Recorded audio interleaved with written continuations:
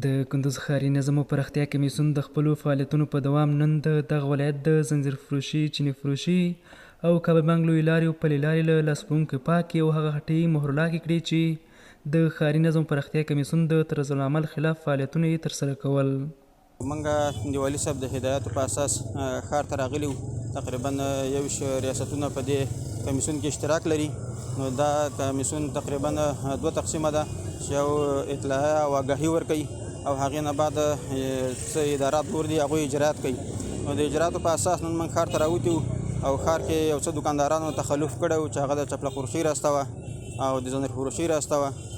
همداسې د کابل بانک طرف و. نو دلته موږ تقریبا محدود دوکانونه مهرالله کړه. په دې بنا مهرالله کړه چې موږ آګاهي ورکړې وه او سره د آګاهي دوی بیا هم تخلف کړی و.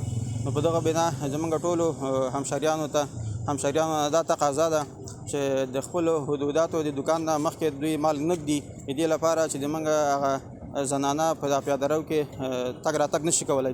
د کندوز ښاري نظم او پراختیا کمیسیون له لوري یادې لویې لارې او پلې لارې په داسې حال کې له لاس پلورونکو پاکې شوې چې له دې وړاندې د ښار ځینې نورې برخې له لاس پلورونکو او معانیو پاکې کړې وې.